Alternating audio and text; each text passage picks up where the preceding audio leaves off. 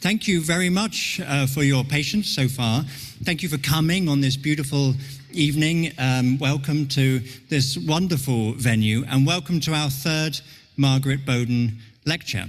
My name is Stephen Cave. I'm the director of the Leverhulme Centre for the Future of Intelligence, or CFI for short.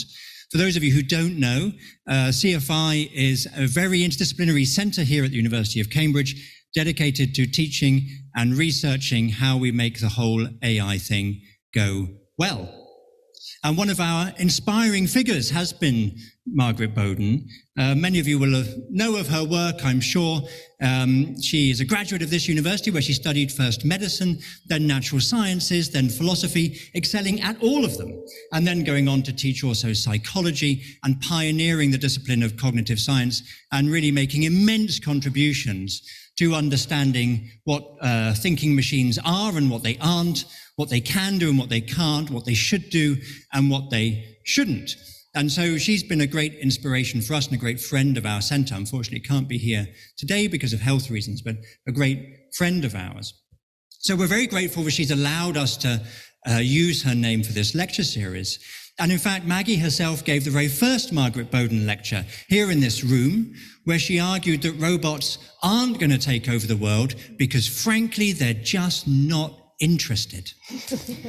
Now, she wasn't arguing that they're interested in something else, like, transcendental meditation or croquet or something. She was arguing they're not interested in anything. And that's the fundamental divide between machines and us.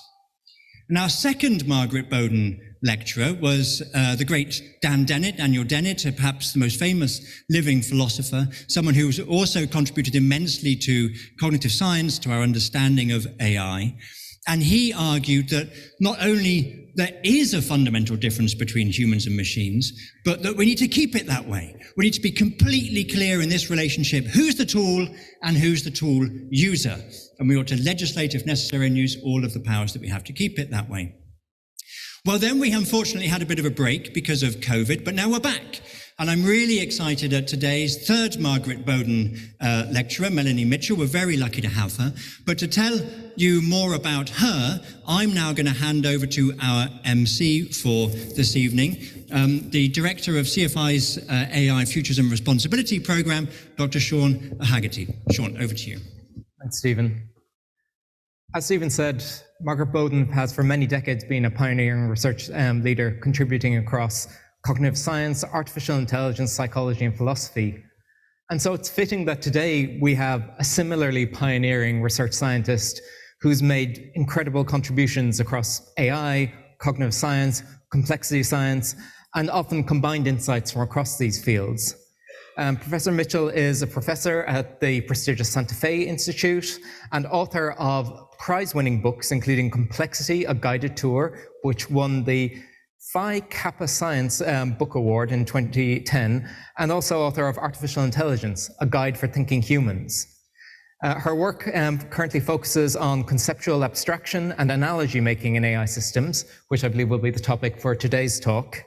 There's a lot of confusion, even amongst experts at the moment, about what present AI systems like large language models can actually do, particularly when it comes to issues like abstractions and higher order representation, and what we might be able to expect with successive generations of this technology. Getting a clear understanding of what these architectures are capable of and what they aren't is going to be critical for understanding what we might expect in the future, what it will take to make these systems properly robust and resilient, and what their utility to society will be. It's a core topic for us here at CFI. Ryan, who will be one of the respondents, has been for a number of years part of our Recog AI project, which is focused, among other things, on evaluation of these types of systems. And we'll also have a response from Winnie Street, a senior research leader at Google Research. That's correct, yes.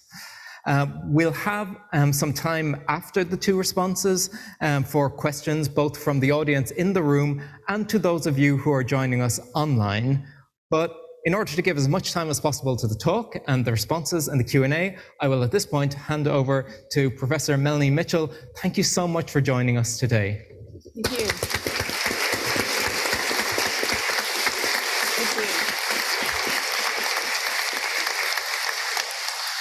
Well, I'm very honored to have been invited to give the Margaret Boden Lecture. Margaret Boden has been an inspiration for me since I started my career.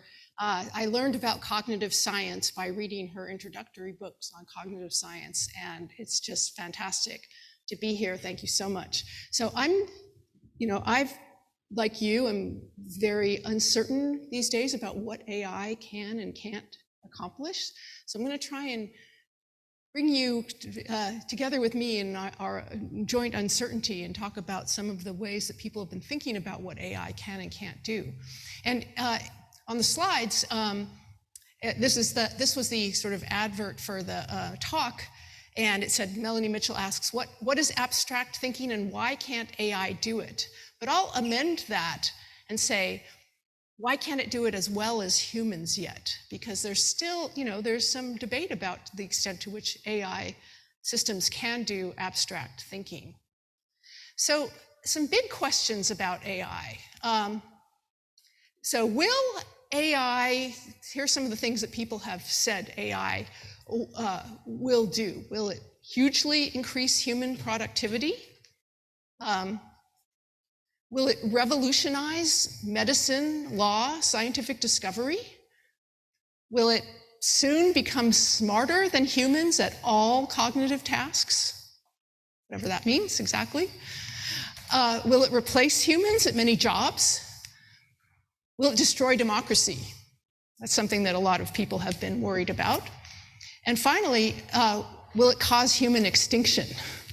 So this is another thing, is AI an existential threat to humans? This is something that people have been writing about. And these are all really important questions that people have very different opinions on. There was an interesting article in The Atlantic magazine recently that asks, what if humans just unleashed? And the author interviewed a lot of people in AI and said it's become clear that there aren't great answers to these big questions. And he said the best phrase I've heard to capture this feeling comes from one AI entrepreneur who said, right now we're facing pretty radical uncertainty about the whole field of AI. So this all started, really, this new wave of AI in progress with what's called the deep learning revolution. There are these new neural networks that are called deep neural networks, and deep just means that they have many different layers of processing that's inspired by the way the human brain is structured, where neurons are organized in layers and processing goes through different layers. So here, this little picture shows a kind of schematic of a deep neural network with many different layers, in which the goal is to describe what's in an image. And you can see at the end, it has some possible categories: dog, cat, boat, bird, and boat has the highest probability. So this approach to AI, which focused on very large neural networks, sort of structured after the human brain, and very large amounts of training data that was scraped from the World Wide Web, from the kinds of images and text that you and I posted on social media, on other websites, and so on. These networks have been extremely successful. So let's see if I can get this slide to work. This is supposed to be a video, but oh well.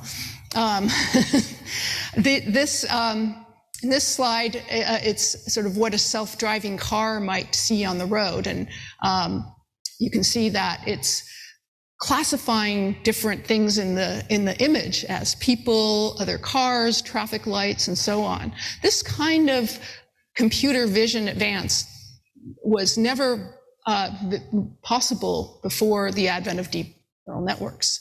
These networks have also excelled at facial recognition. When you're on Facebook, for example, you might be asked to tag yourself in an image because the system recognizes your face.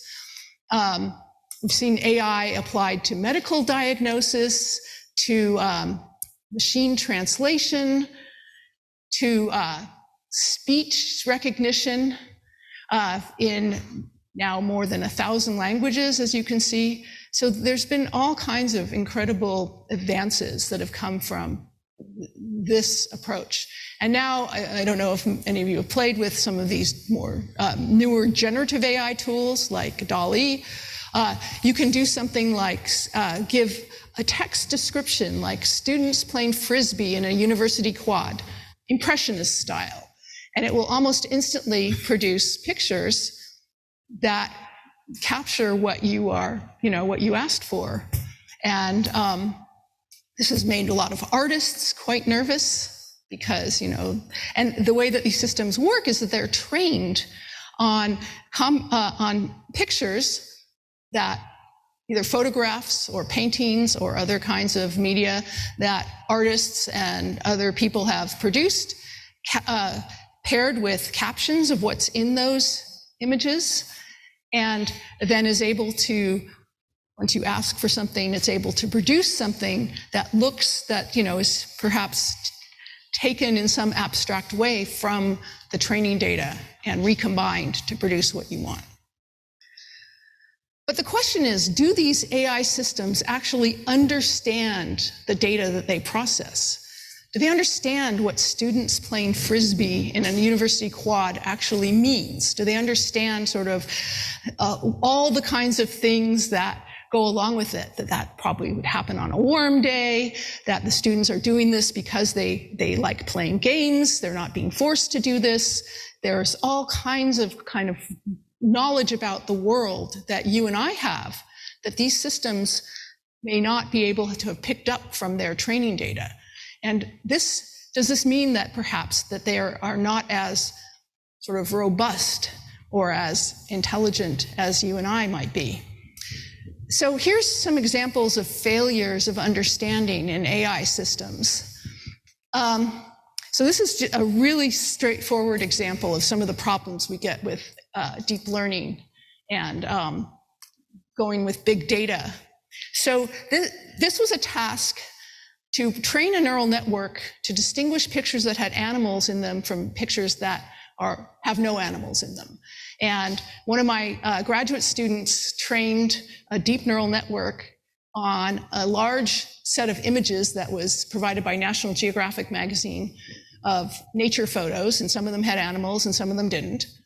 And it was very good at deciding whether an image had an animal or not afterwards on new images that it hadn't been trained on from this same data set.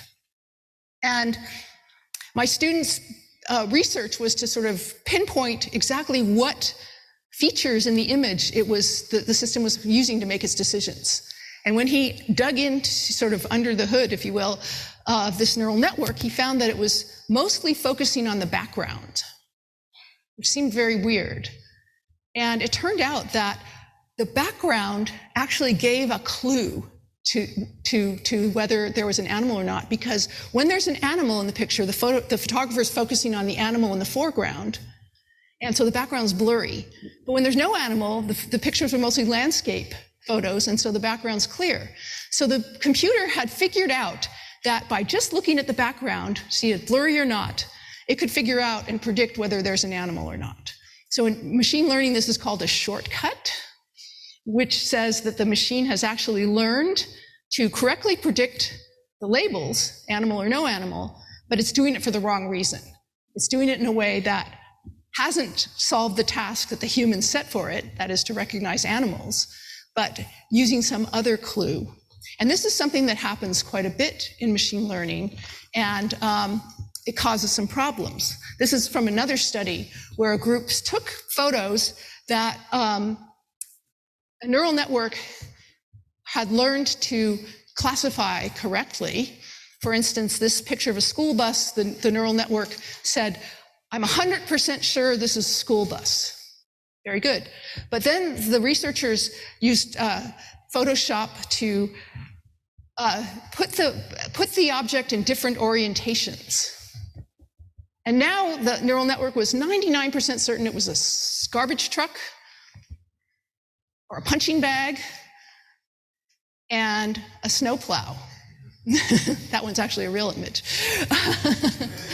Okay, so the moral of the story is that these neural networks, even though they seem to be performing quite well on images that might be similar to what's in the training data, when you go outside the training data, sometimes they can fail in very unhuman-like ways because they actually have not learned an abstract concept, like of a school bus that we might have, that would allow us to recognize it very robustly. They're using some kind of statistical associations between the pixels and the name, school bus, to recognize this thing, but they're not doing what we do.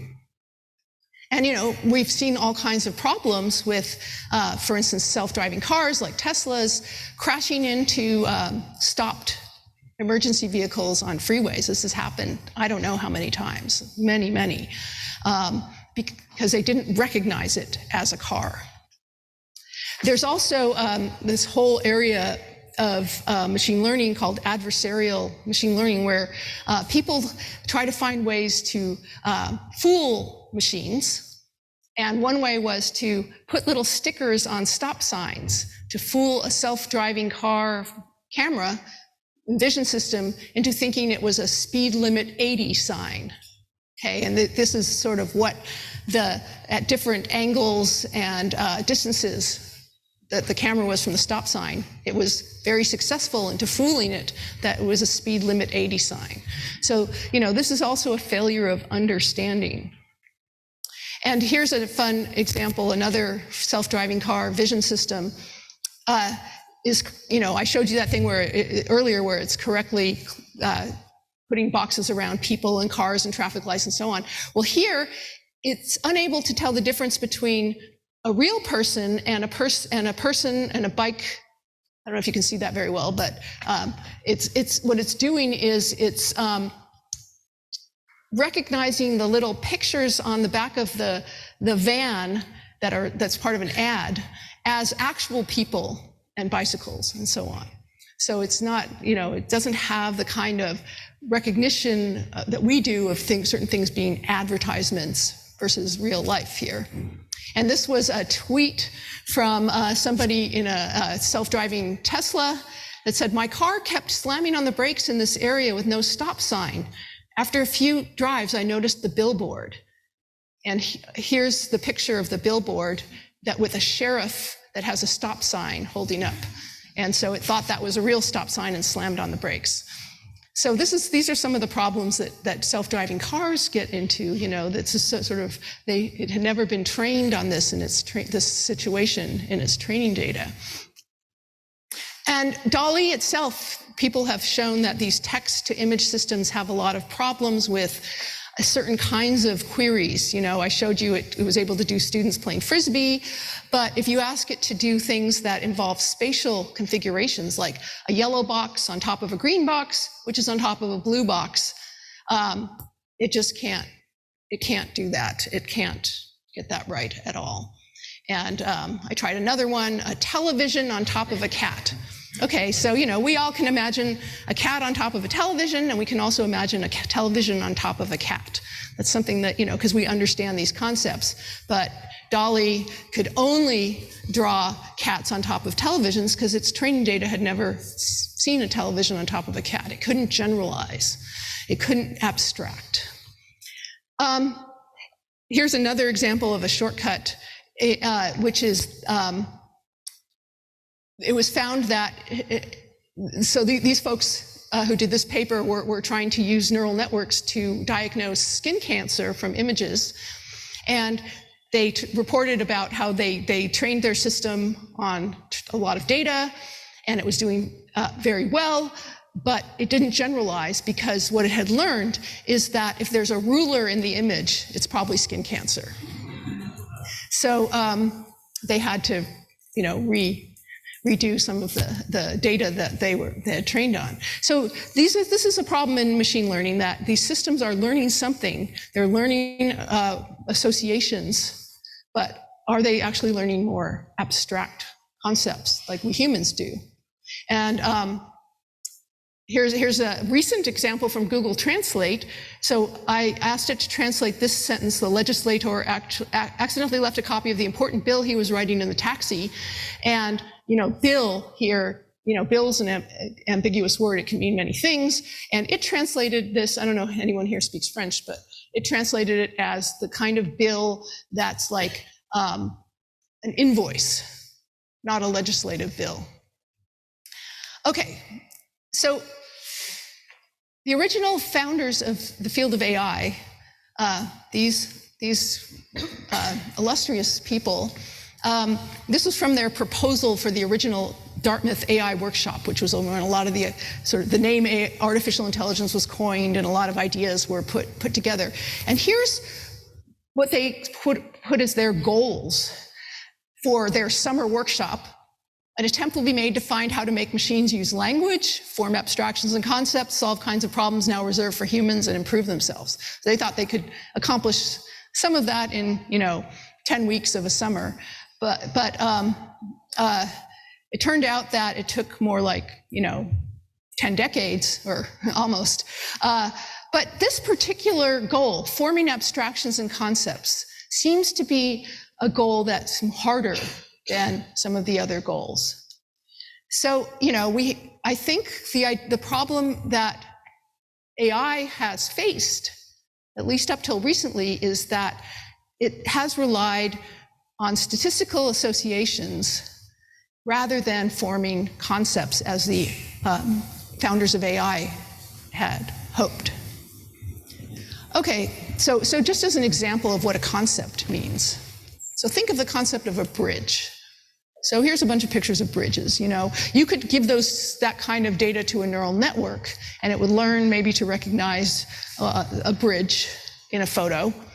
But humans, their concept of bridge is much richer. So for example, we can understand this kind of bridge, which is a water bridge, where the bridge is made of water, and it's not for cars, it's for boats to cross over a highway. It's sort of an inverted bridge. We can understand that quite easily and recognize that as a bridge. We can recognize a bridge made of ants' bodies. So ants form bridges to cross gaps.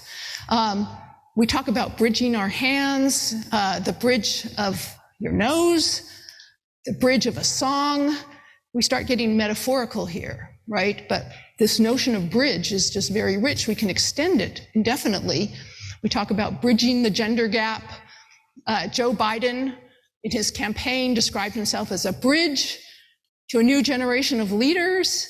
And you can picture, Joe Biden stretching out his body from, the old leaders to the new leaders, right? And he's the bridge that, we're crossing over now. And it just goes on and on. So you can really do this really with any concept. Bridge isn't special. Here's an example I like. So this is a situation. So figure out what that, you think of that. Here's another situation of the same kind. And here's another situation of the same kind. I don't know if you can all see that, but it's a famous picture of Obama putting his foot on a scale when his aide weighing himself. So what's the common situation that's going on with all those very different things? It's like a prank. Yeah, humans just see that instantly because we understand abstractly what different situations are. So this is a real challenge for machines. So Lawrence Barsalou, a cognitive psychologist, defined a concept as a competence or disposition for generating infinite conceptualizations of a category. It's kind of a mouthful, but you can see it with the bridge example and the prank example. We have concepts, we can generate or recognize any variation on this concept, any instantiation of it.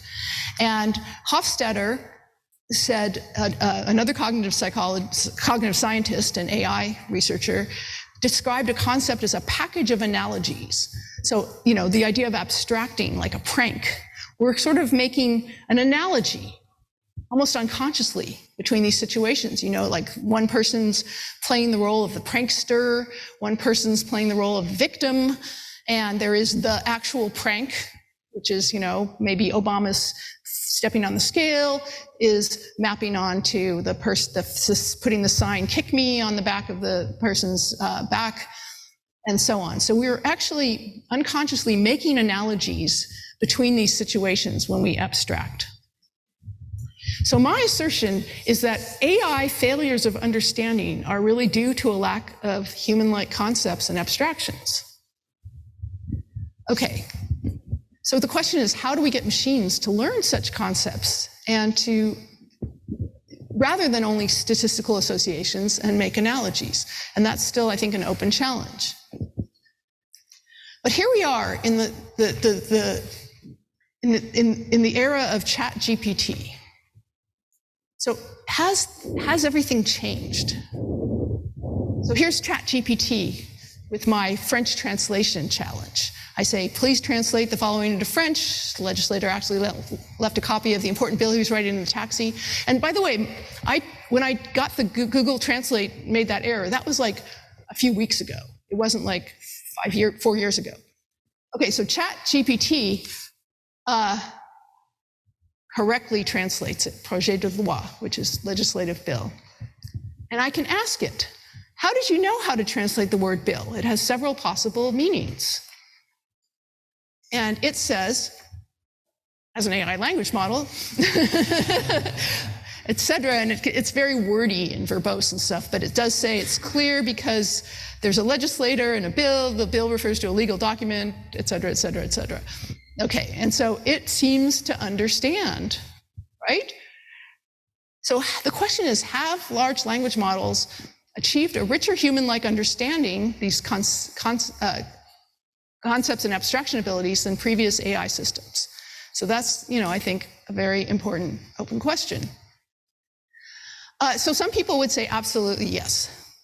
So writing in The Economist, Blaise Aguirre-Arcus, who's an executive at Google, said that he thought artificial neural nets are making strides towards consciousness. Alex Demakis, machine learning researcher, said on Twitter, maybe scale is all you need. That is scaling up these neural networks to like ChatGPT size, which is, hundreds of billions of parameters of weights in the neural network. And he said, maybe we're getting towards general intelligence. And Chris Manning, who's a professor at Stanford who studies natural language processing, said there's a sense of optimism that we're starting to see the emergence of knowledge-imbued systems, ChatGPT, that have a degree of general intelligence. So there's a lot of people who are saying we're really getting there. But on the other side, there's people, respectable people, who are saying the exact opposite. So Jake Browning and Yann LeCun. Yann LeCun's winner of the Turing Award, one of the inventors of deep neural networks, wrote that a system trained on language alone will never approximate human intelligence, even if trained from now until the heat death of the universe. And Alison Gopnik, one of the world's most prominent developmental psychologists, said these models are neither truly intelligent nor deceptively dumb. Intelligence and agency are just the wrong categories for understanding them. So if you're saying they're intelligent, if you're saying they're conscious, if you're saying they're, approaching human-like abilities of general intelligence, that's just the wrong category. You're thinking about it wrong. Interestingly, if you ask natural language processing researchers, which this group did in a study, I think a year or two ago, they asked people in the natural language processing community, do you agree or disagree? Some generative models trained only on text, given enough data and computational resources, could understand natural language in some non-trivial sense. And exactly half of them said yes, and half of them said no. It's quite striking. So the answer is we just don't know. We don't know what these systems can do trained on language alone. So I wrote this little column for Science magazine asking how do we know how smart AI systems are? And, my conclusion is it's quite tricky. How do we evaluate understanding in AI systems? So I want to kind of spend a little bit of time asking that. So one thing you could do is just look at their behavior, talk to them, chat with ChatGPT. I'm sure you've all done that to some extent. So that's sort of like a Turing test, Does it seem human-like? But the problem there is there's something called the ELIZA effect, which maybe some of you have heard of. ELIZA was one of the earliest chatbots, the dumbest chatbot ever. It was imitating a psychoanalyst, and it sort of filled in little templates. So if you come in and you say, my mother hates me, it would say, tell me more about your mother. And it would like take the word, fill in these little templates, and it would ask you questions. But people told it their deepest secrets. They thought that it really understood them, even though it was really primitive. And the inventor, Jacob Weizenbaum, wrote a whole book saying AI is too dangerous. We shouldn't be doing this. This was back in the 1970s because people have this reaction. So that's called the ELIZA effect. When we anthropomorphize, we give too much credit to a machine for understanding because it seems to produce coherent language. So what we can do is something more objective. We can test them on natural language understanding benchmarks, okay? So the natural language understanding community has some benchmarks. One is called the General Language Understanding Evaluation, or GLUE, and it consists of a bunch of different tasks in natural language understanding. And there's a new version of it called Super GLUE, which is even harder. So this is the current, what's called the leaderboard, which is sort of how good different AI systems are on it. And all of the ones 1 through 7 are all different large language models like ChatGPT. Humans are at number 8. So does that mean that large language models are better at general language understanding, the GLU, than machines? I mean, that humans are worse than machines? Well, the problem is that a lot of these benchmarks have the same kind of problems that I showed you before with the possibility of these shortcuts, where a machine can actually use certain kinds of subtle associations between sort of configurations of words that will allow them to solve the task without really understanding. So a lot of people have looked at this kind of shortcut learning. These are different papers where people have said there's annotation artifacts that the system can learn that allow it to do well without real understanding. And even calling this a clever Hans phenomenon. So this paper said, unmasking clever Hans predictors. Well, clever Hans was this, if you don't know already, there was this horse in turn of the century Germany, 1900s, who supposedly could do arithmetic. So his trainer would give him, the horse, a question like, what is 17 plus 6? And the horse would tap out its hoofs. But it turned out, and many people, believed this, it seemed real, but finally, after a lot of observation, somebody figured out that the trainer was giving very subtle, unconscious body language cues that the horse was picking up on.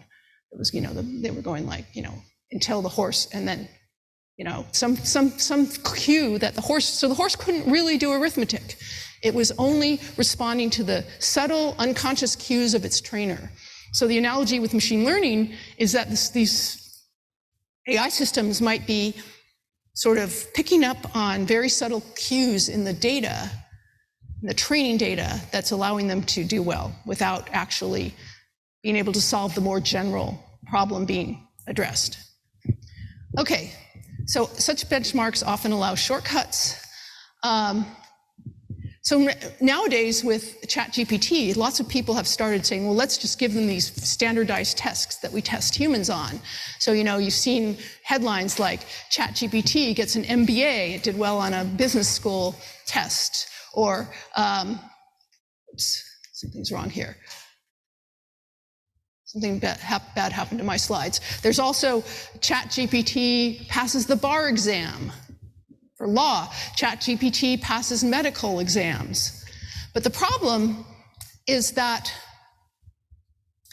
it's not clear that there's a couple of problems. One is that these benchmarks are things that might have been included in the training data. Because we don't know what the training data of ChatGPT includes. It includes a lot of text that's been online. So it's possible that the data it's being tested on, the test it's being tested on was actually in the training data. That's actually been shown for some tests. And so that's not a really fair test. But also, as these people pointed out, human benchmarks aren't always meaningful for AI systems. They say meaningless for bots, because we know for humans that a test like the bar exam might predict a person's sort of more general reasoning abilities and general ability to do law. But for an AI system which is able to memorize untold amounts of its training data and then maybe compare a question to something that it's seen in its training data, maybe these abilities aren't predicted by doing well on this test. The possibility of data contamination and performance on the tests might not correlate with performance in the real world. So another thing we can do is give them, actual tests of abstraction and analogical reasoning. So there was a recent paper that came out that claimed that there was emergent analogical reasoning in large language models, and they gave some variations of tests on sort of analogy problems, like the ones you've probably seen. But the problem is that, and it was a really interesting paper, but what's interesting are often not the successes, but the failures. And sorry, this is impossible to see, but this is another study that said, okay, let's try a bunch of tasks that require abstract reasoning, like doing arithmetic, executing code, writing code, drawing, and let's change the task a little bit so that if you, for instance, with the drawing task, you can't really see it, but it says draw a bubble tea. So ChatGPT was able to write code to draw a bubble tea. But then it says, they said, how about if you draw one that's rotated 180 degrees? So if you actually have this abstract concept of a bubble tea, you probably could draw one 180 degrees. But they showed that GPT-4 was actually much worse at the modified task, which they concluded as saying that the system is not actually forming abstractions, sort of general abstractions, but it's doing something that it's able to take something from its training data and use that to help it do the task, and it's not able to do a variation of the task that's very different from what it's seen in its training data. That's the claim. Okay, so the question is, how real or robust are the abstractions they create? So this is something that I've been working on. There's a set of tasks that were created by a Google researcher named Francois Chollet called the Abstraction and Reasoning Challenge, or Corpus. And my group did some extensions of it. So what we did was we said, do AI systems understand basic spatial and semantic concepts like top and bottom? I showed you that like DALL-E wasn't able to put up, boxes on top of each other. Do they understand things like inside and outside, or same and different? And these problems are now going to be idealized into very simple puzzles. So the puzzle is, I give you 3 demonstrations of taking one grid of colors and transforming it into another grid. So, 1, 2, 3. And then I say, do the analogous transformation to the 4th grid. Okay, so most people here would say, okay, remove the bottom object. Okay, and here's another variation of it. Most people here would say, color the top row red. So, you're sort of flexibly using these concepts of top and bottom. Okay, here's another variation. This one is remove the top and bottom object, okay? So these are testing variations of concepts. This is a very important thing that a lot of these benchmarks on AI systems don't do. They don't test these sort of systematic variations of concept understanding. Here's another example. How much time do I have, Sean? 10 minutes? Okay. So here, this is the same and different concept. So here, you probably can see it's sort of keep the things that have this sort of the same shape. Here's a slightly different version. Keep the center shapes, the inside shapes that are the same. And finally, one more.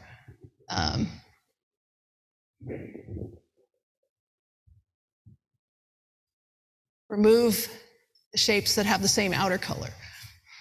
Okay, so all of these things sort of test your sort of flexible understanding of these concepts. So how do AI systems do? Well, we tested several AI systems on these. GPT-4 is a language-only system. So it actually, there is a multimodal version of it that's trained on images as well, but that hasn't been released yet.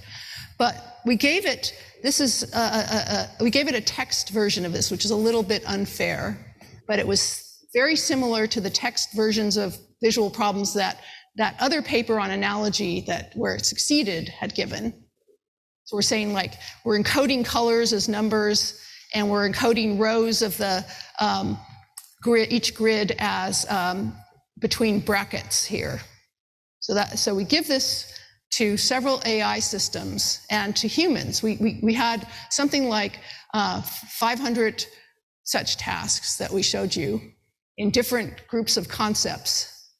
And here's sort of the score, the accuracy of humans. A program, the ARC-Kaggle first place, is a program that was designed to do these problems, and so was the second place one. And GPT-4 was not designed, but supposedly has abilities for analogy and abstraction. And you can see that humans, are quite good at these, and these programs still haven't achieved understanding. And what was interesting is, they get some of them right, but we can't just look at one example and say, okay, now I know it can do this kind of task. We have to look at many different examples. So, I hope I've communicated to you that there is a big debate going on in the AI community. It's very polarized. We have headlines like GPT-4 is a reasoning engine, and headlines like GPT-4 can't reason, okay? We have headlines like how to use ChatGPT for travel planning, and headlines like large language models still can't plan. We have papers like that GPT-4 has sparks of artificial general intelligence. And then headlines like some glimpse AGI in ChatGPT, others call it a mirage. So who's right? I think we don't know. And this is something that I think we all have to grapple with in this community. How do we understand what these systems' capabilities are, how far they are from sort of human-like reasoning abilities, and how do we tell? So in summary, I would say to have a robust understanding, AI systems need to learn concepts and be able to form abstractions and analogies. Some argue that today's models have these qualities, but their behavior and understanding, if you want to call it that, is not yet robust. And evaluation of these systems' understanding and abstraction capabilities is very tricky. So I and my colleague David Krakauer wrote a paper about sort of summarizing this debate and trying to make sense of what understanding might mean in humans and in AI systems. But I like this particular quote from Terry Sinofsky, who's has for many decades been working in neuroscience, cognitive science, and AI, one of the early people to work on neural networks. And he recently wrote a paper about large language models, and he said, Something's beginning to happen that was not expected even a few years ago. A threshold was reached, as if a space alien suddenly appeared that could communicate with us in an eerily human way. One thing's clear, large language models are not humans, but they are superhuman in their ability to extract information from the world's database of text. Some aspects of their behavior appear to be intelligent, but if it's not human intelligence, what is the nature of their intelligence? That's the question that we're all struggling with. All right, oops, thank you. Thank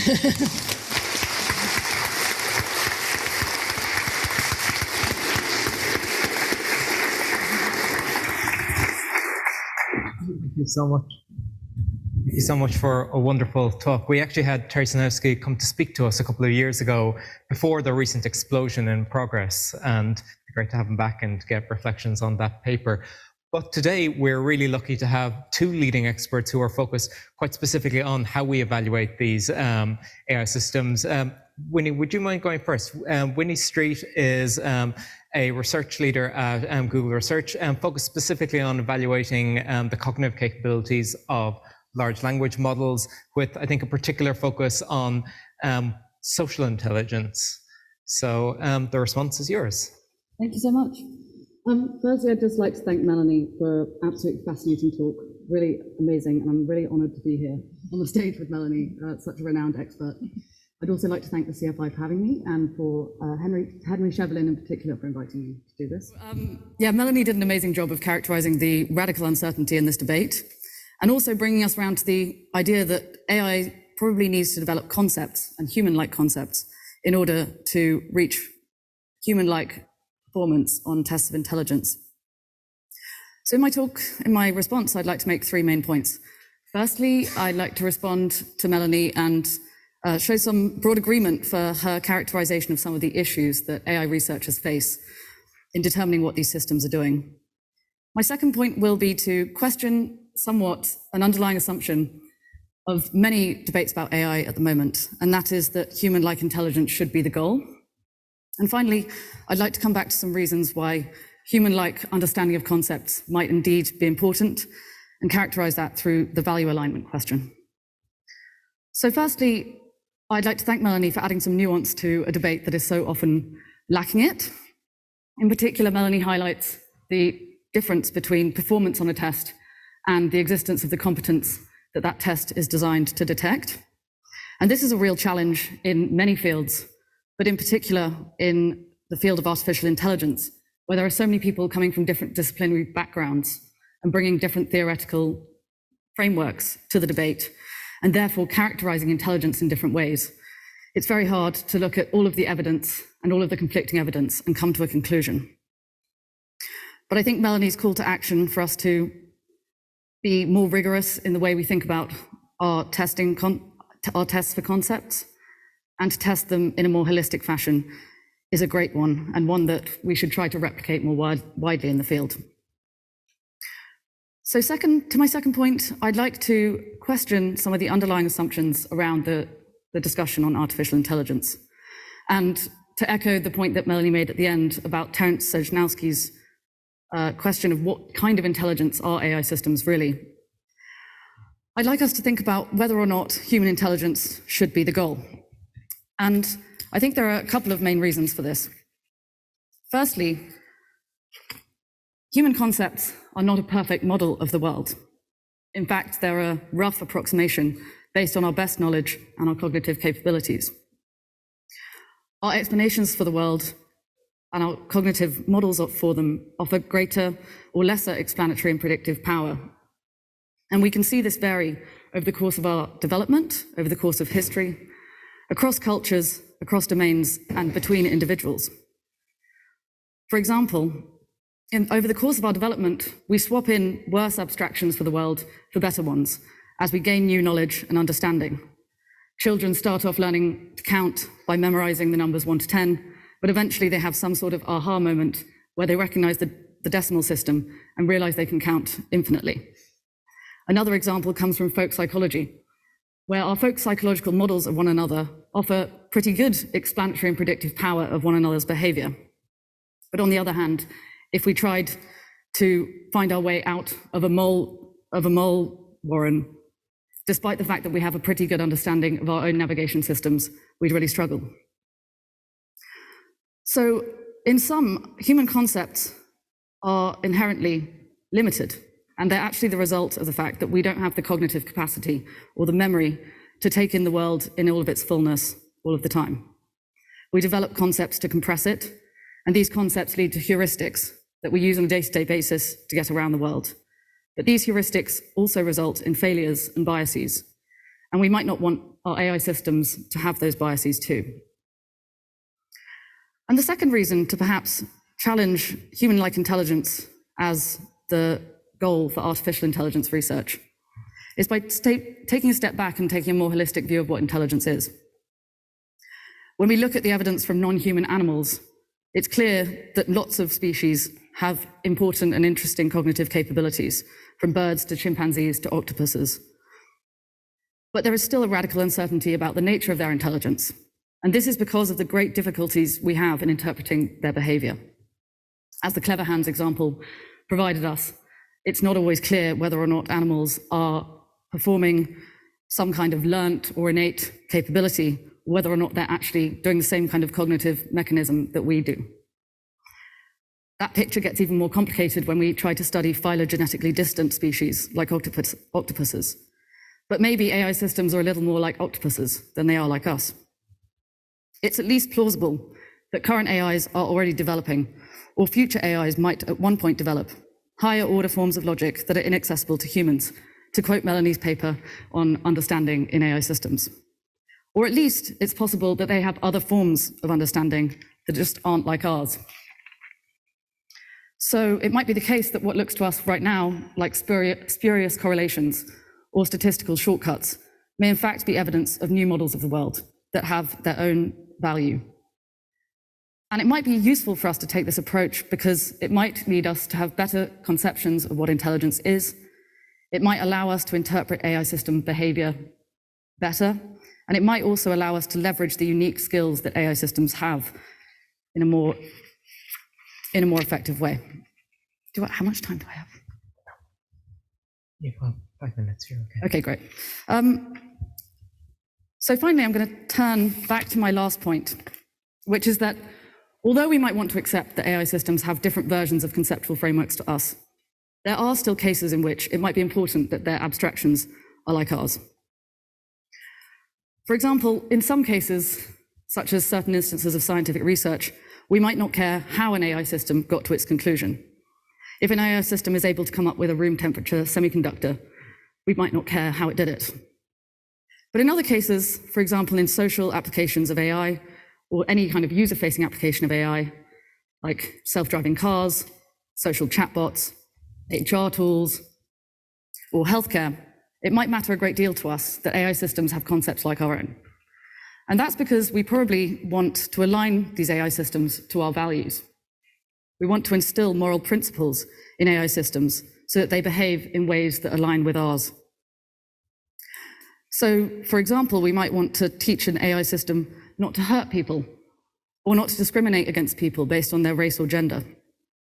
But in order to do that, we might think that they need to have concepts of pain, gender, or race. But fortunately, contrary to some of the evidence that Melanie has shown us, I think we have reason to be optimistic that these systems are developing these capabilities. So Jan LeCun claimed that a system trained only on language could never approximate human-level intelligence. But I'd just like to give an example from a recent study by Raja Mergier and colleagues at the Princeton Department of Psychology. And in this study, they wanted to find out whether or not AI systems could develop perceptual concepts based only on language. So what they did was they took concepts like color, timbre, pitch, loudness, and taste, and asked AI systems and large language models to compare two cases of that category and tell them how similar those two cases were. So in the color case, they showed humans two colors side by side and asked them to rate how similar those colors were. And for the LLMs, they gave the LLMs the hex code of those colors, which is a digital code, and asked them to rate how similar they were. In the timbre case, they asked humans to listen to a cello and a violin, or any other combination of instruments, and asked them to compare how similar the timbre was of the instruments. And for the LLMs, they just gave them the names of the instruments. And what they found was that across all of these categories, LLMs and humans were remarkably well correlated, despite the fact that LLMs do not have ears to hear instruments or eyes to see colors. They were able to make those concepts out of the linguistic content that they'd consumed in pre-training. And I think this is really remarkable, and evidence that supports other evidence from cognitive science and psychology and humans to show that humans who lack certain perceptual sensory modalities, like the congenitally blind, can also develop rich perceptual experiences of the world. So I'd like to finish by saying that I think this gives us some encouraging signs towards aligning AI systems to our needs and our goals. And essentially, just to sum up, I think it's an incredibly exciting time to be working on this. And it's clear that this is a topic that not only philosophers, cognitive scientists, and psychologists and neuroscientists can be interested in, but it's a topic that anyone who's interested in what it means to think, to feel, or to understand can get something out of. So, thank you.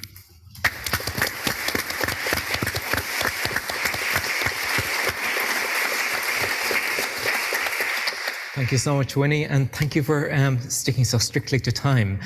Ryan, the floor is yours. Now a senior research associate with the Alan Turing Institute, but still a member of the CFI family, we like to think.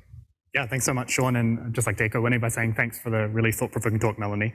I think it raised so many interesting questions and issues that I'd love to talk about, but in the interest of time, I'll try and keep it short and just touch on a couple. I think that one of the really interesting things that from the data you presented are that there's so many instances in which these models fail to grasp these kind of complex abstract concepts. And I think it raises a really interesting question around why they're failing to grasp those concepts. And in particular, whether it's something about the structure of the models, whether there's something in their architecture or the kind of potential of these models to understand these complex concepts, and that no matter what kind of data you gave DALL-E 2 or GPT-4, they just wouldn't be able to understand the concept of on top. Or whether it's actually more about the kind of training data we give them, and that these models maybe do have the potential to build these kinds of understanding, this understanding of these concepts, but maybe we just haven't given them the right kinds of data to do that. And I think there's some reasons to think that certainly these models are not only memorizing things and spitting them back, and they're abstracting something. So if you take the example of the boxes stacked or the cat on the TV, usually these models get the idea that one thing should be on top of another thing. So it's kind of getting something there about this concept, but maybe it doesn't get the order right. And one possible reason for that might be that in the training data, if you're only ever getting a combination of two objects where one is on top and the other one is on the bottom, so a cat on a TV, and you never see a TV on a cat, then it's going to be very hard for that model to learn the difference between those two things and learn that distinction in order is important. And maybe if we gave the models better training data where there were these more kind of flipped cases, they would be able to learn these sorts of abstract concepts. So I think there's a lot of really interesting directions for this work to go, and thinking about, okay, how much of this is an architectural thing and how much of it can we actually improve if we improve the training data. So I think that's really interesting.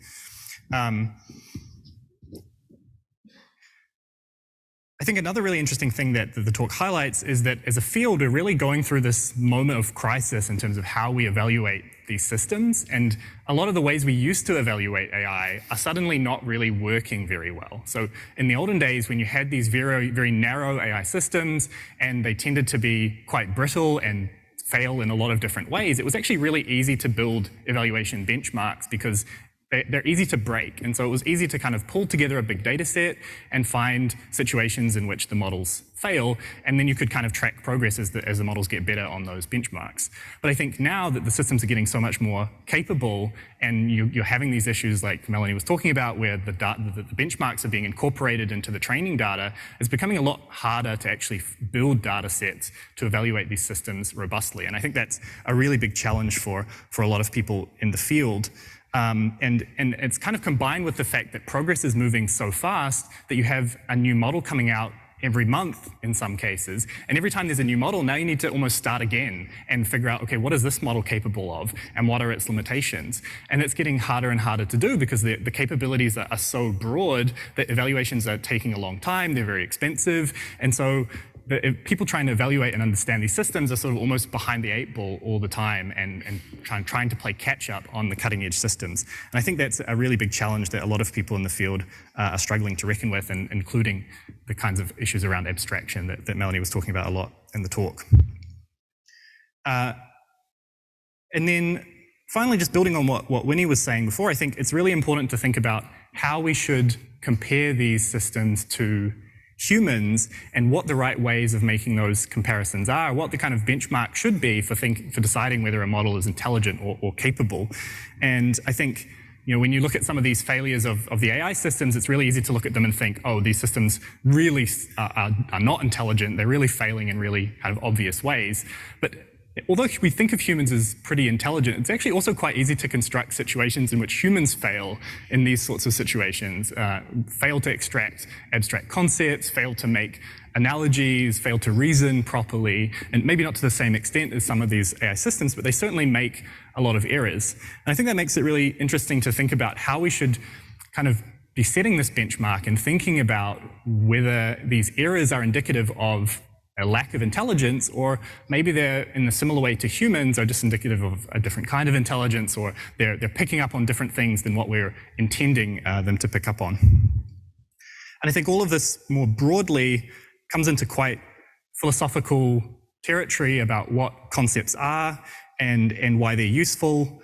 In the examples of the different kinds of bridges that Melanie talked about, across those different types of bridges, there's not often one specific essential property that makes up what we think of as a bridge. And Wittgenstein had this idea of family resemblances, where for any given concept, there's not really an essential thing there in that concept. You just have kind of a set of instances that have these overlapping features.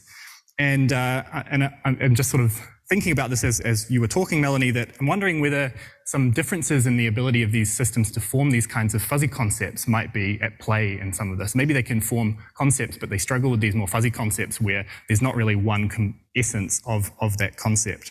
And maybe that's why they're not as flexible. So I think I'll leave it there and we can move to questions.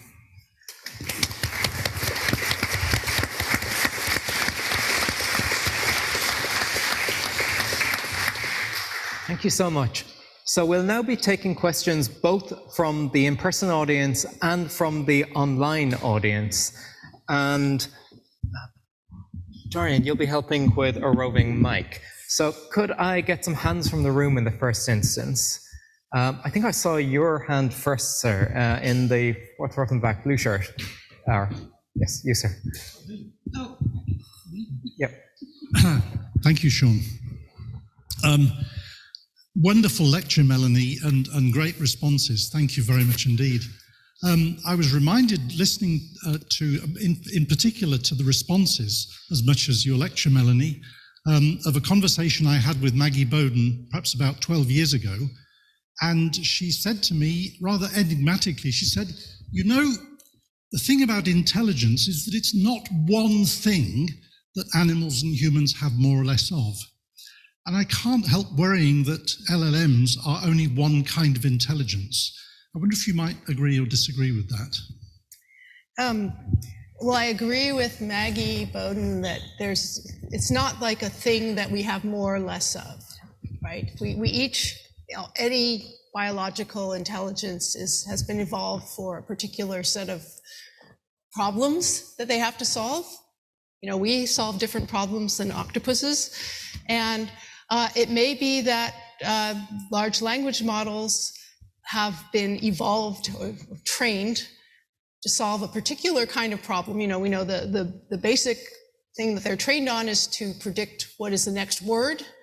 And that gives rise to certain abilities. That's not how we're trained at all. That's not how we learn. So maybe it gives rise to certain abilities and certain ways of doing problems that is quite different than the way that we work. And I think that's still an open question.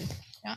I think Jeff Hinton, who's a very prominent AI researcher, said the only way to succeed at predicting the next word is to build rich concepts and models of the world. I'm not so sure about that, but it's still a debate. Okay, we've got at the back on this side. Sorry to make you run. No, no. Keeps me fit. Trying to give both sides of the room equal play.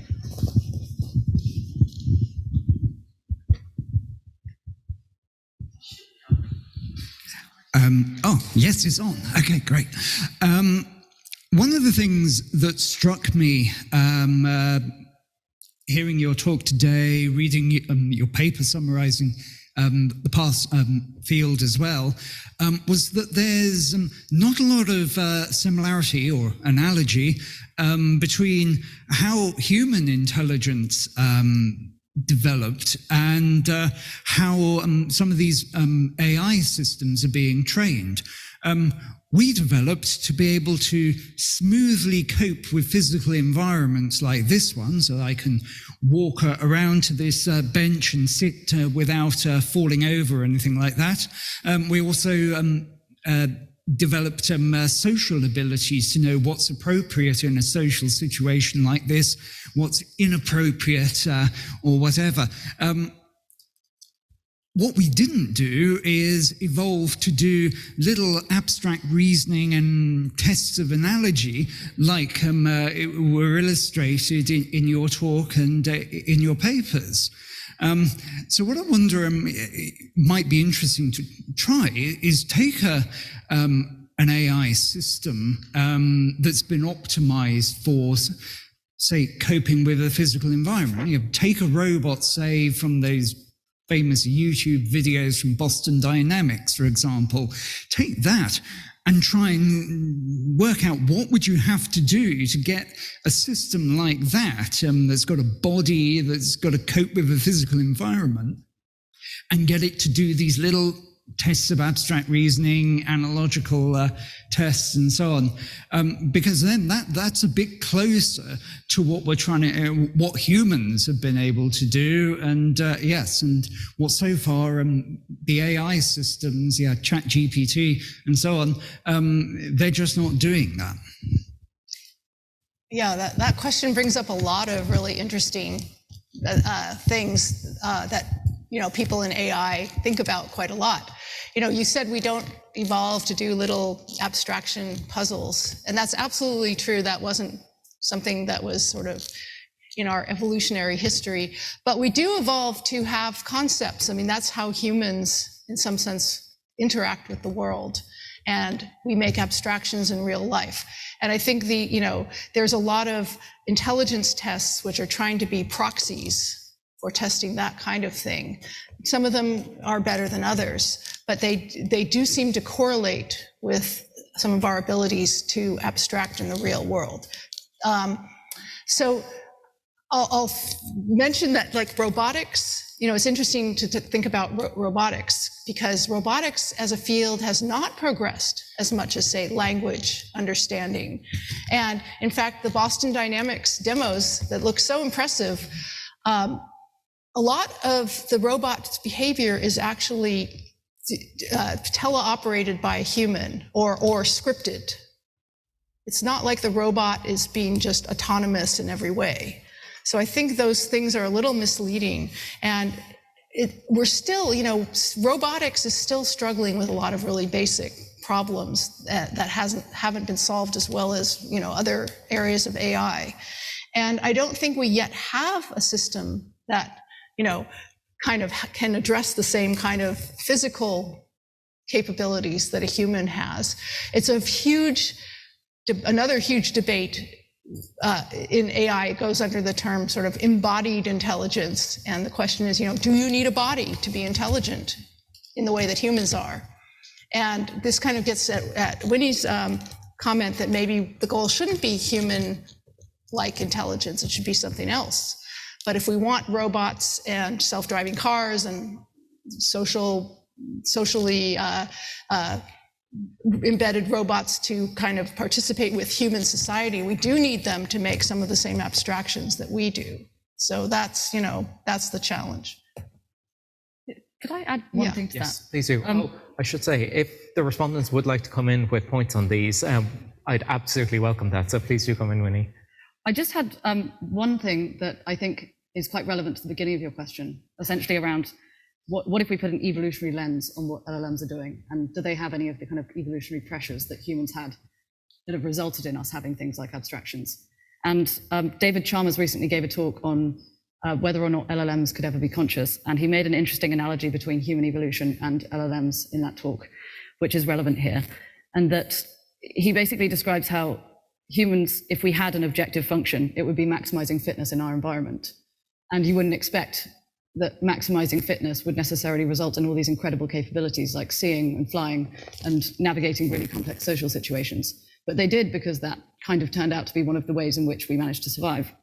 And in the same way, what are the outcomes of an AI system whose objective function is just to minimize prediction error in next word prediction? It's possible that all sorts of other kinds of interesting capabilities might be born out of trying to do that job better. Maya, may I ask if we have questions queued up from the online audience? We do have questions. Many of them are actually mirroring the conversation that's happening in the room. But we could take. What do you say, Marco? Yeah, TJ's question. Okay, this is a question from TJ online. Question to Melanie. Is it meaningful to say that not all cognitive capacities require abstraction formation? For example, shallow planning can be done without forming new concepts, while scientific discoveries might necessarily require cognitive novelty. Is that something that fits with our framework? Would that allow for near-term AI systems to be capable for large-scale planning without being able to do sophisticated reasoning? As when doing planning, you care about whether you have access to mesoscale concepts or not, but less so how you gained access to those mesoscale concepts. Sorry, that's a long, big question. Wow, I can show it to you if that's easier.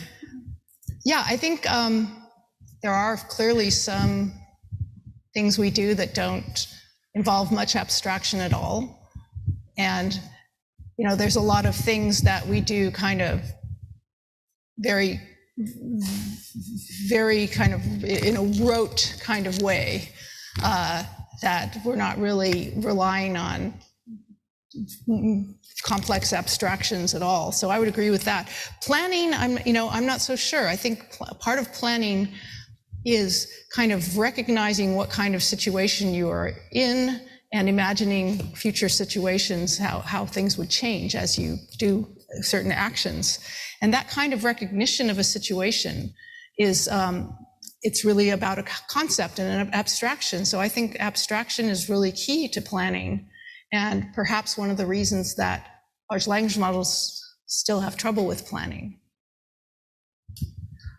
I'll return to the room for a sec. Could I take you in the back middle, pink top?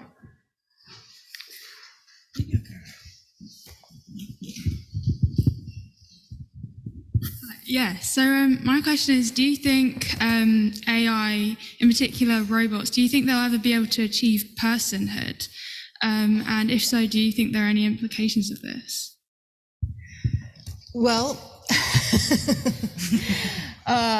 yeah, that's a great question. I want to go back to Maggie Boden's comment, which is that robots and any AI system probably won't take over the world because they don't care. They just don't care.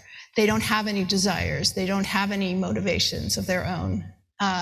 So to me, personhood sort of requires that. And I don't really know how you could be a person without sort of that level of self-awareness, selfhood, feeling that, feeling that there's something important to yourself and that you care about things, perhaps even being embedded in a social environment as a person. So I'm dubious about that. But I don't know. I think that's a really open question, and I'd love to hear from Ryan, for example. Yeah. Yeah, I agree. I mean, I think it's a really philosophical question, and you could ask similar kinds of questions around animals and things like that. Should we consider, are they conscious? How should we consider their rights relative to people? Things like that. And I think, depending on the kinds of systems that we create, we might end up creating systems that do have goals and some sense of agency and complex reasoning And if we have those kinds of systems, then I think there's a real debate to be had around whether we should consider those systems people. And the gentleman in the red top has been waiting from the beginning, so.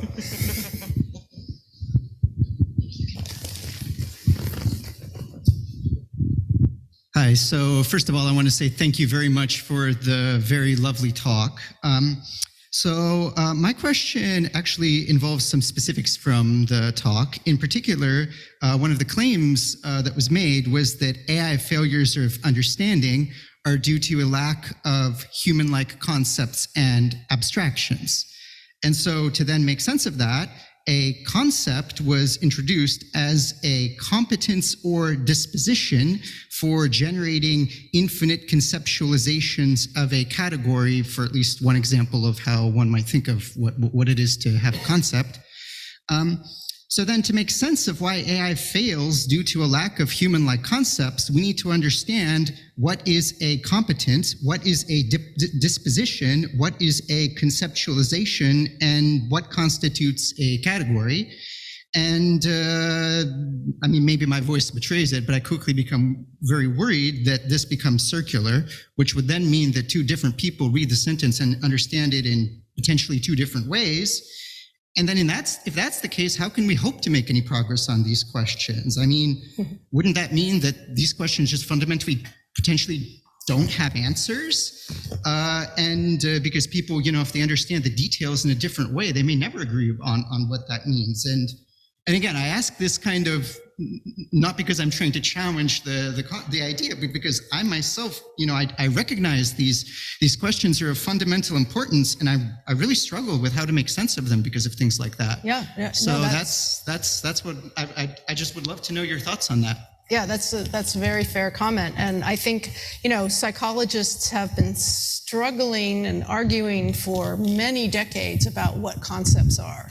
And there's all kinds of theories of concepts and disagreements about what these things actually mean and how we should think about them. And there's no notion in neuroscience of what a concept is in the brain. Where are concepts? How do we find them? And this is, this is a scientific question. And these terms, maybe the term concept itself is a kind of construct that we humans have made that is the wrong construct to think about intelligence, possibly, and we have to come up with a new construct. These are things that cognitive science concerns itself with, but they're open questions. And I think this is one of the problems, is that these terms that we use, concepts, even intelligence itself, are not well defined. And therefore, when we talk about something like AGI, artificial general intelligence, and how close we are, well, we don't even know exactly what the target is. And this is something that I think is part of the excitement and frustration of working in AI, is that we have, we're not quite sure what we're looking for. And it's interesting, over the course of AI, over the history of AI, the notion of what intelligence is has been challenged many times by AI itself, because, for instance, it used to be thought that playing chess at a grandmaster level would require full human intelligence. It was the pinnacle of human intelligence. And yet we can get something like Deep Blue, a brute force search program that plays chess better than Garry Kasparov. So we was like, wait a minute, we were wrong about intelligence.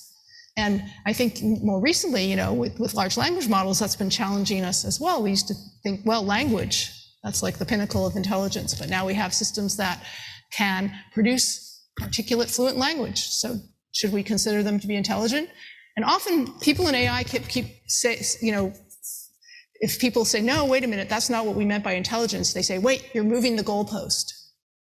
That's not fair.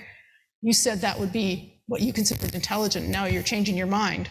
But I think it really is, it's the way science works. It's the way that, we have these notions, and then they get challenged, and we have to refine them constantly. And I think that's what AI is forcing cognitive scientists to do. So that's kind of a long-winded answer to say you're right. So I was going to say, would you then agree that in some sense the question I've asked identifies like why these things are hard? Yeah, for sure. Yes. You guys want to comment at all? Would either of the respondents like to come in on this one? Just a tiny comment that I think there's, as the point you make in your question around there being a circularity, is also kind of the circularity around the initial idea that we have to use an abstract concept that we came up with ourselves, which is intelligence, to test the intelligence of other systems. But our own abstract concept of intelligence may not be a very good approximation of what is going on in the universe. So that's the challenge. If we had a third-party observer, that would be great, but we like studying our own minds. And I think that's one of the really exciting opportunities of AI, is that, as Melanie was saying, in the brain, it's really hard to go in and figure out what is going on in the brain to understand how things are represented there. But in AI systems, because we have access to the entire network, at least in theory, we might be able to go into these systems and figure out more about how concepts are represented in complex systems. And so I think there are opportunities that AI brings about as well. If only we could ask the octopuses. Hold your questions in the room for a minute, because I'd like to check in on the online conversation. Maya, Marco, are there any questions that we could take from there? Yes, we've filtered and we find that Fiona O'Doherty has an interesting question. Do you think a good benchmark test could ever involve failing in the right way, i.e. when humans would fail for the same reasons? Yes, I do think that.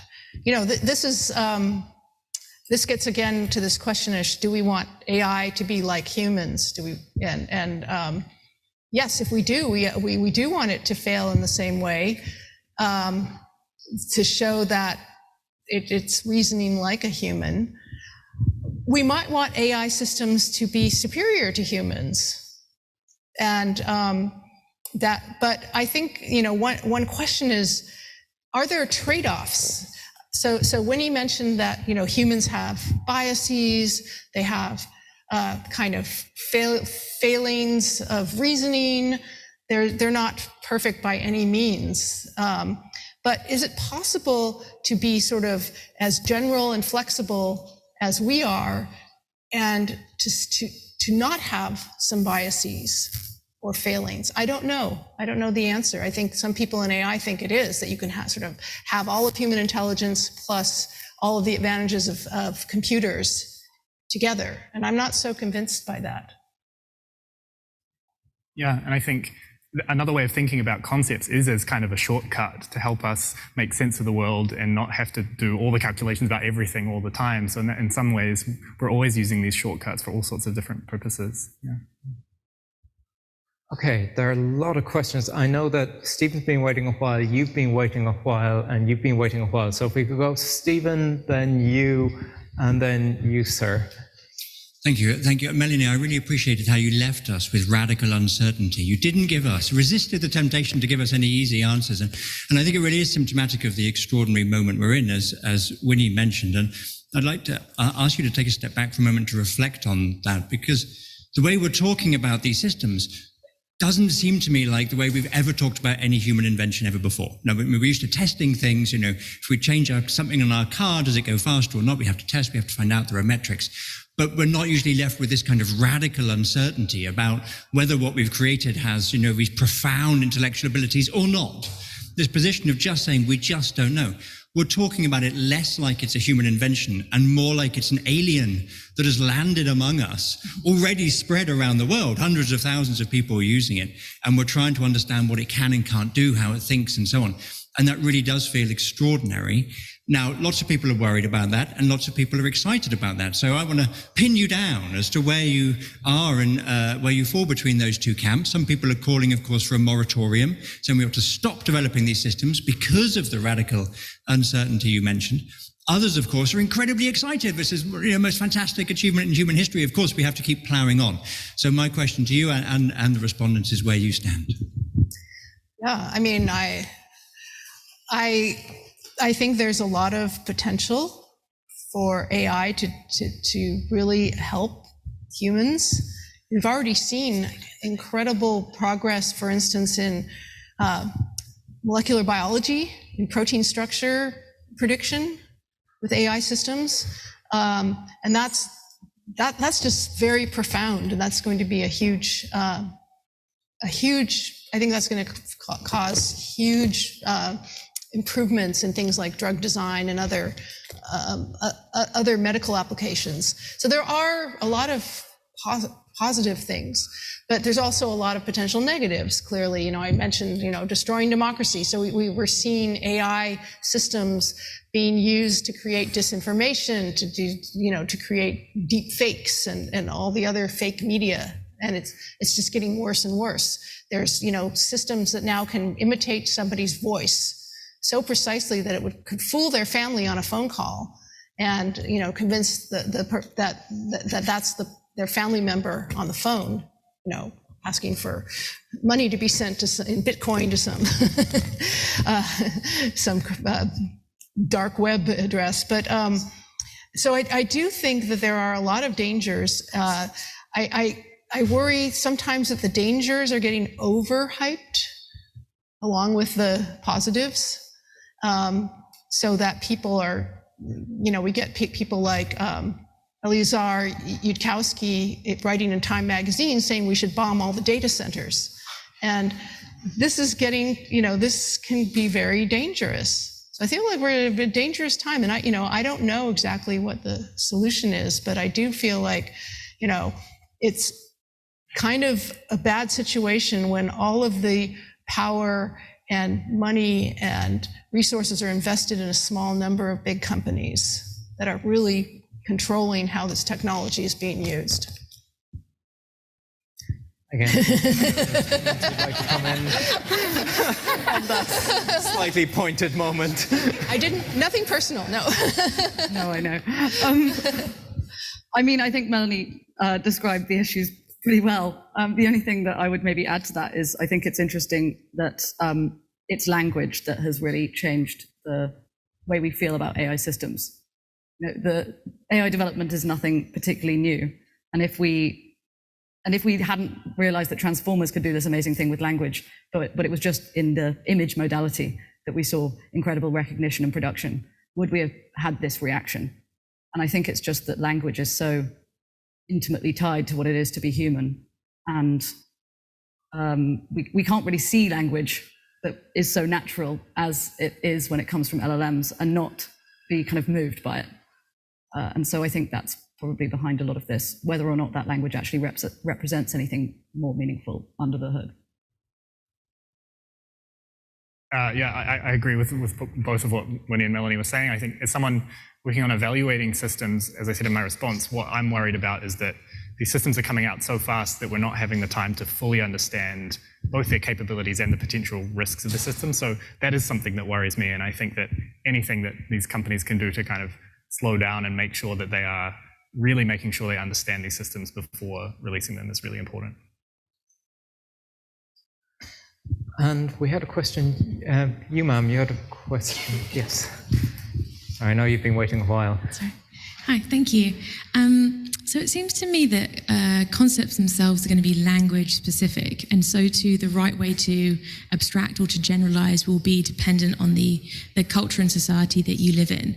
And so, what we mean by a jar or a jug, say, is going to pick out different objects in a nearby language. And so I was wondering whether you think, reflecting on that with LLMs, that is the case that they simply don't have concepts at all, or maybe they just don't have our concepts in our language. Whether you think they might have concepts, but they're picking out different kinds of things, or they are making abstractions, but not in the way that we would, or whether you think they're just not doing that at all. Yeah, it's possible, but I don't know how we would tell.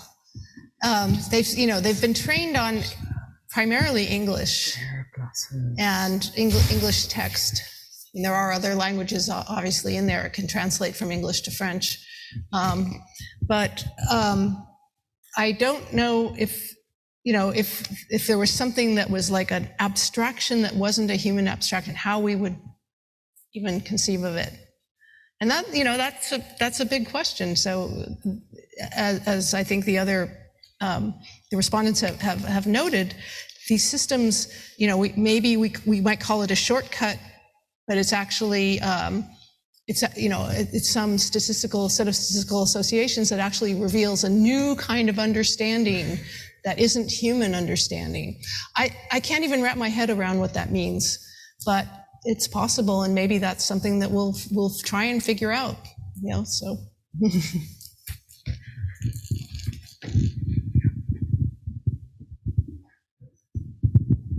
Thank you, Melanie, and the respondents for really thought-provoking talk. Particularly at the end, I like the concept of having different intelligences.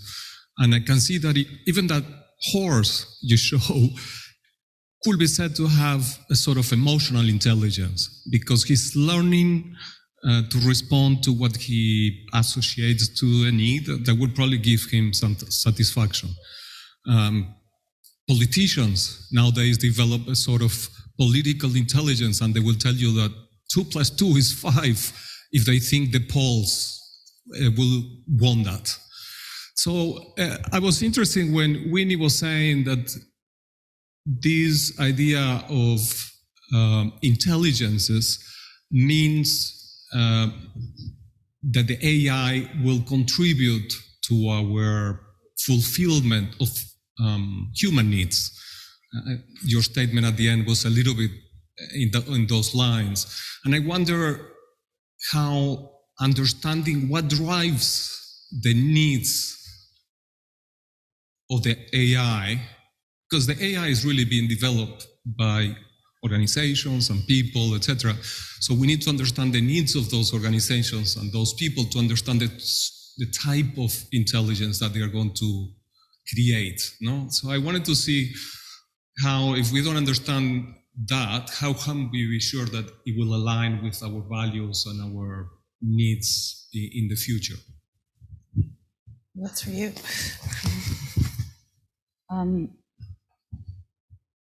So is the question around, if we're not sure what human goals are, we can't develop AIs that are helpful? We have many different goals, and we know organizations like Google and every company developing has goals. And we know what those goals are, but we don't know what sort of intelligence those goals will create. Like in the case of the horse, we know that the horse develops some sort of emotional intelligence because probably the owner will give him a candy if he did the right arithmetic.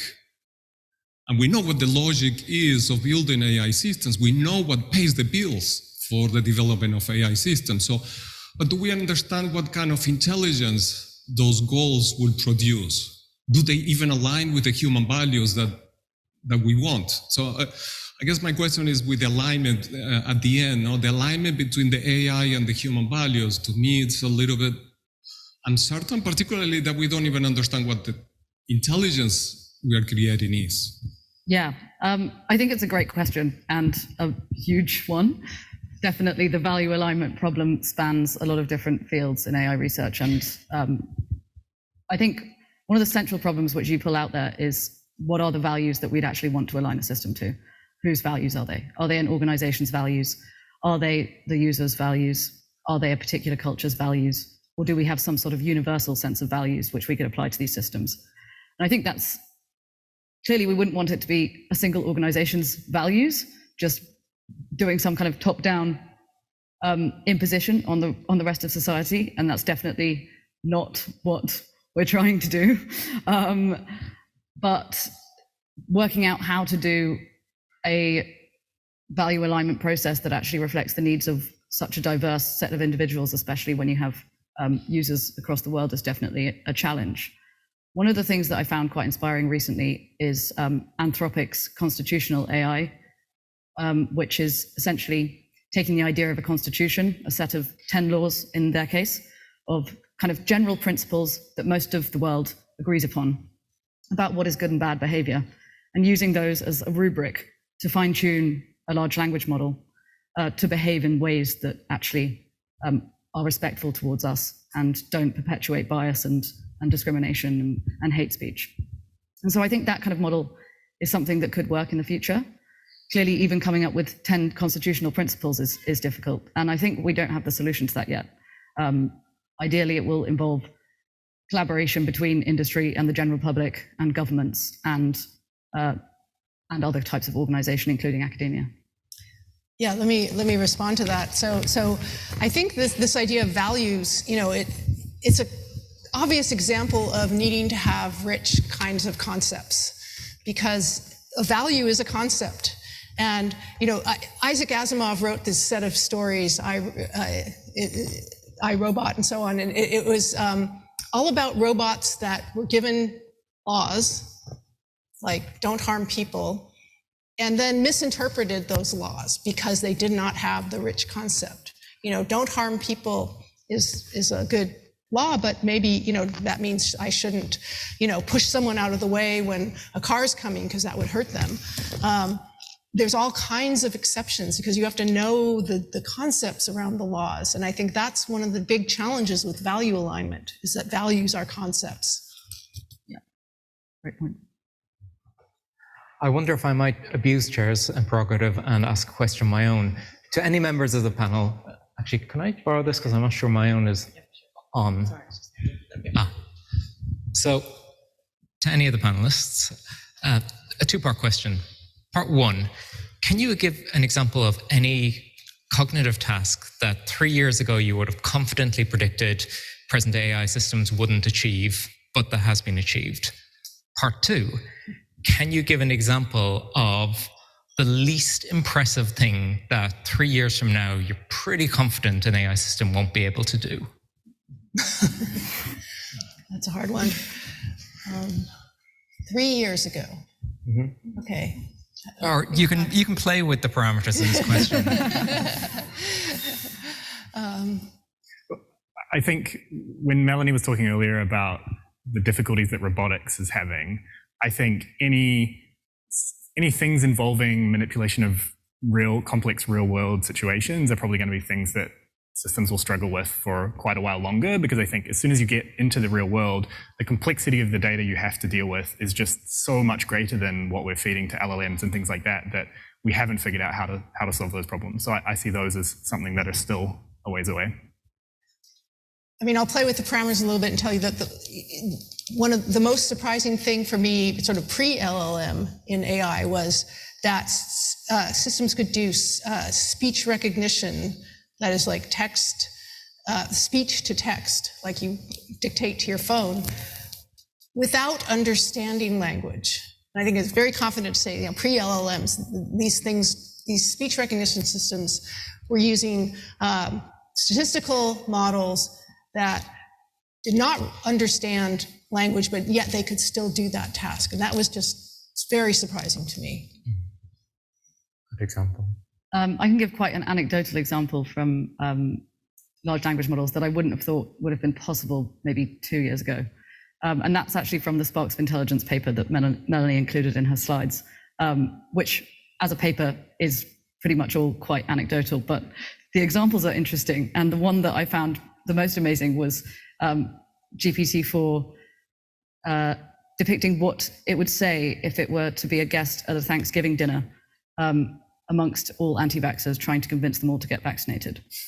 And the level of social nuance to that answer, I just thought it was absolutely remarkable.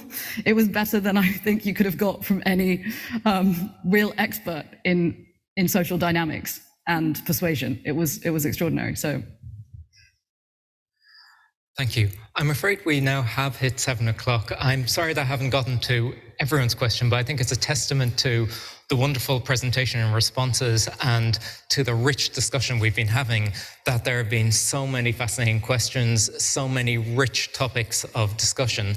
I hope maybe the speakers will have a few minutes before we go to dinner to stay and discuss with people in the audience. But before we break up formally, I hope you will join me in giving a round of applause to Melanie Mitchell, Winnie Street, and Brian Burdell.